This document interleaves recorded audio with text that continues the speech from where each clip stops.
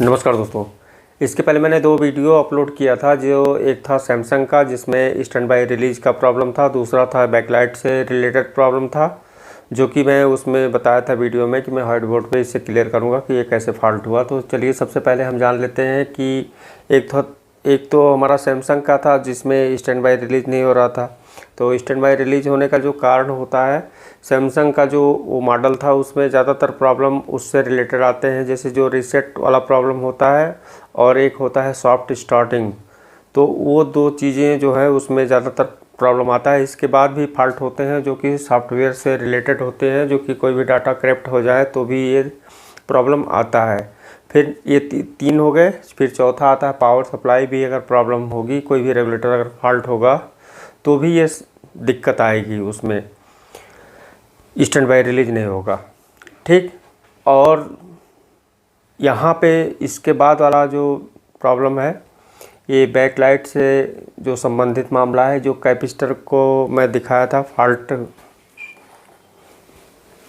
ये कैपेसिटर वो ये यहाँ पे ये है, यानी ये हमारा ACMPS पावर सप्लाई है जहाँ से दो वोल्टेज आउट हो रहे हैं, जिसमें से एक 12 वोल्ट है और एक है 16 वोल्ट, यानी 16.9, ये 17 वोल्ट कहा जाएगा। ये आउट हो रहा, यहाँ पे उस समय हमारा 16 वोल्ट मिल रहा था यहाँ पे, जो कि एक कैपेसिटर ये हमारा ख़राब था, फॉल्ट था इसलिए।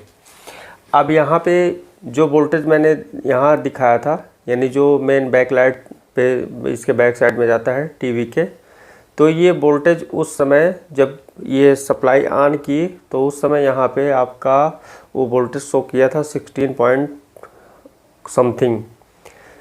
तो ये वोल्टेज मैंने वहाँ से रीड करके फिर मल्टीमीटर का प्रॉब यहाँ पे लगाया और फिर इसे जब हम पावर को ऑन किए, यानी टीवी को ऑन किए, तो जैसे ही ऑन किए तो ये वोल्टेज जैसे यहाँ पे 16 मिल रहा था, यहाँ पे भी 16 मिल रहा था। तो यहाँ पे मल्टीमीटर का प्रॉब लगा कर रखे और जैसे ही ये ऑन किए टीवी, तुरंत यहाँ पे 0 वोल्ट हो गया और ये जो वोल्टेज उतना ही रहा। अब यहाँ पे नेक्स्ट हमारा 0 से ये वोल्टेज यहाँ पे बढ़ा नहीं, 0 ही रह गया। तो उसके बाद नेक्स्ट यहाँ पर देखते हैं तो ये जो है 16 वोल्टेज कांस्टेंट था। अब इसका वजह समझ लीजिए, इसकी जो रीज़न है कि सबसे पहले ये जो वोल्टेज यहाँ स्टार्ट हुआ तो ये वोल्टेज जैसे ही रिलीज हुआ तो ये यहाँ पे जो है पॉजिटिव वोल्टेज इस कॉइल से होकर इस डायोड के द्वारा इस कैपेसिटर में गया और ये कैपेसिटर चूँकि ओके है तो यहाँ पे जो भी वोल्टेज यहाँ से रिलीज हुआ वो वोल्टेज ये कैपेसिटर स्टोर कर लिया अपने अंदर। स्टोर करने के बाद नेक्स्ट जब इसको यहाँ पे ऑन की सप्लाई यानी कमांड दिया जाता है तो यहाँ सिस्टम से ये आउट होता है BL ऑन का, जो कि ड्राइवर IC को जाता है। ड्राइवर IC इस गेट को ये ट्रिगर वोल्टेज आउट करता है, जिससे यहाँ पे सोर्स और ड्रेन कनेक्ट होते हैं। तो ये नेगेटिव यहाँ पे पहुँच जाता है। जैसे ये नेगेटिव यहाँ पे पहुँचा, जैसे ये वोल्टेज ड्रॉप हो जाएंगे, क्योंकि ये वोल्टेज ड्रॉप इसलिए हुए क्योंकि इसमें कोई वोल्टेज स्टोर करने की कैपेसिटी इसकी ख़त्म है, यानी यहाँ पे कोई भी स्टोर वोल्टेज नहीं है, यानी यहाँ पे लोड पड़ने की वजह से ये वोल्टेज ड्रॉप हो गए। और जैसे ही वोल्टेज ड्रॉप हुए, नेक्स्ट यहाँ पे ट्रिगर, यानी इसकी जो ये भी जो है ऑन टाइम ऑफ टाइम जो होती है ड्यूटी साइकिल फ्रीक्वेंसी, वो बंद हो जाती है। क्योंकि आपको मैंने इसमें एक बार पहले दिखाया था LG वाले टीवी के बैकलाइट के बारे में, जहाँ पे मैंने DSO से क्लियर किया था कि अगर ज़रा से भी उसकी साइकिल टूटी तो ये जो ड्राइव वोल्टेज आउट हो रहे हैं ये बंद हो जाते हैं, यानी कंटिन्यू ये साइकिल चलना चाहिए। ये साइकिल अगर इसको मिलती रहेगी तो ये कांस्टेंट रहेगा और यहाँ से आउट करता रहेगा। जैसे ज़रा सा भी इसमें फ्लक्चुएशन हुआ, कोई भी साइकिल टूटी, तो ये ड्राइव वोल्टेज आउट होना बंद हो जाएगा। ये 1 सेकंड में होता है।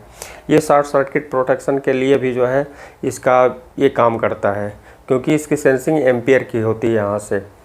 अब यहाँ पर देखें, ये जैसे ये जो ड्रॉप हुआ यहाँ पहुँचा, अब यहाँ पहुँचने के बाद ये चार्ज हो गया। अब ये जो ड्रॉप हुआ वोल्टेज ये यहाँ पे नहीं आएगा, इसलिए नहीं आएगा क्योंकि ये एनोड है और एनोड से कैथोड की तरफ पॉजिटिव नहीं जाएगी।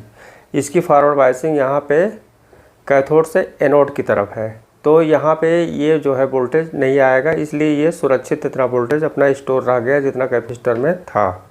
यहाँ पे वोल्टेज गायब हो गया क्योंकि इसमें जो है एनर्जी स्टोर करने की कैपेसिटी इसकी ख़त्म हो गई थी, इसकी आयल अंदर से इंटरनल सूख गया था। जब कोई कैपेसिटर में जो आयल होते हैं, जो नमी होता है उसमें, उसी में वोल्टेज स्टोर होते हैं।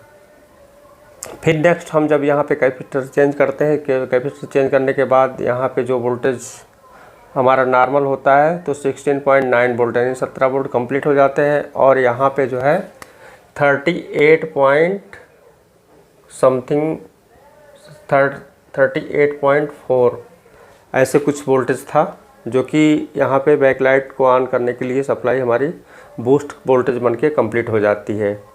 अब यहाँ पे चूँकि बताना इसलिए ज़रूरी था क्योंकि अगर ये पूरा मान लीजिए जैसे फॉल्ट था, अगर ये यहाँ पे हाफ कंडीशन यानी वीक होता कैपेसिटर तो उस कंडीशन में ये वोल्टेज कुछ संभालता और जिससे इसको अधिक ऑन टाइम करके इसकी ड्यूटी साइकिल यानी बढ़ा के और यहाँ पे वोल्टेज कंप्लीट करने की कोशिश करता, जिससे यहाँ पे एक हीटिंग इशू आता जिसमें ड्राइवर फॉल्ट होने का डर रहता है। और किसी में भी अगर ड्राइवर सेक्शन फॉल्ट हुआ है तो इसका रीज़न जहाँ तक है ये कैपेसिटर वीक होने की वजह से रहता है। तो कभी भी अगर ये प्रॉब्लम हो, यहाँ पे बैकलाइट फॉल्ट हो और ये ड्राइवर सेक्शन में प्रॉब्लम हो, तो ये जो है कैपेसिटर चेंज करके इसे ओके कर सकते हैं। तो यहाँ पे ये कैपेसिटर का जो फंक्शन था ये इसी तरीके से था। और इसी के साथ साथ इसको और भी समझ सकते हैं। ये जो हमारा इन्वर्स है, जैसे ऊपर साइड में स्काई यानी बादल है और नीचे जो है ग्राउंड, हमारा ग्राउंड लेवल है, तो सेम आप इसके द्वारा आप समझ सकते हैं कि जैसे ये पॉजिटिव है यानी ये ऊपर आकाश की तरफ है और ये ग्राउंड की तरफ है और बीच में ये जो स्पेस है, तो इसमें जो मॉइस्चर यानी जो नमी होती है, जैसे इसमें जो प्रॉब्लम था ये कैपेसिटर में, इसका आयल यानी जो नमी थी वो सूख चुकी थी, इसीलिए इसमें वोल्टेज स्टोर नहीं हो पाता था। तो सेम आप अगर देखेंगे तो एक सिद्धांत जो कैपेसिटर बनने का है, ये यूनिवर्स जो हमारा है पूरा ब्रह्मांड, वहाँ पे एक कैपेसिटर की तरह ही काम करता है। क्योंकि आप देखते होंगे, उसमें देख तो सकते नहीं लेकिन उसे महसूस कर सकते हैं कि एक जो नमी है यानी मॉइस्चर है, उसी में ही वोल्टेज ट्रेवल करते हैं जितना दूर उसमें जो हवा में नमी है, और उसी से हमारे जो सांस है वो भी चलते हैं।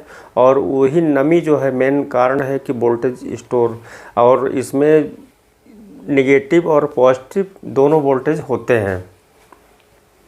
तो ये चार्ज और डिस्चार्ज भी उसी कंडीशन में होता है।